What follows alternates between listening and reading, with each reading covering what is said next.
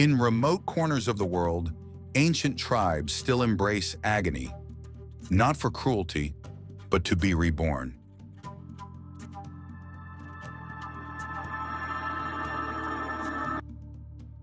In the remote, mist-covered highlands of Papua, Indonesia, the Dani tribe lived in relative isolation for centuries.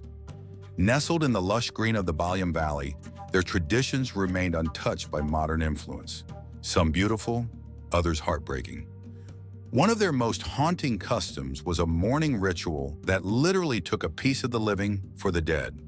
When a beloved family member passed away, the grief wasn't just spoken, it was carved into flesh. A mother losing her son, a daughter losing her father. The pain didn't end with tears. A portion of a finger, usually the tip, was severed from the woman's hand. Why? The Dani believed that such a sacrifice would appease the spirits of the dead and prevent misfortune from visiting the living. Each finger lost was an offering to the unseen world, a physical manifestation of emotional agony. The act was performed using rudimentary tools. A small axe or sharpened stone was placed against the finger, and with a swift motion, the digit was crushed or chopped. No antiseptics, no anesthesia, just raw pain, soothed only by the smoldering ash used to cauterize the wound. Sometimes a string was tied tightly at the base for hours beforehand to numb the area. But more often than not, the ritual was simply endured. Walk among the elders of the tribe, and you'd see hands with fingers missing at random lengths, not from accidents, but from love, loss, and loyalty. Today, the practice has been outlawed, but among the older generation, the legacy remains visible, a silent language of grief carved into bone. In the Sepik River region of Papua New Guinea, time moves slowly. Lush rainforests and muddy waters dominate the landscape. But hidden among the trees lies a sacred tradition, one that turns boys into warriors. The Kaningara people believe that their ancestors were born of crocodiles, fierce, ancient spirits of the river. And to this day, young men must symbolically return to the crocodile to become men. The rite begins inside the spirit house, a structure forbidden to women and outsiders.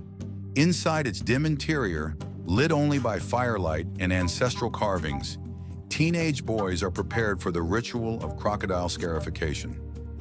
Over the course of several days, elders use razor blades or sharpened bamboo to cut hundreds of precise incisions into the boy's skin, across the chest, back, arms, and sometimes even the legs.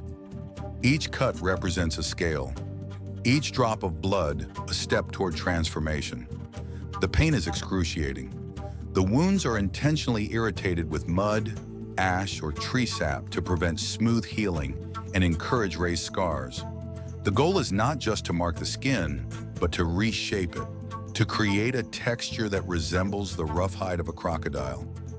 During the process, the boys must remain silent.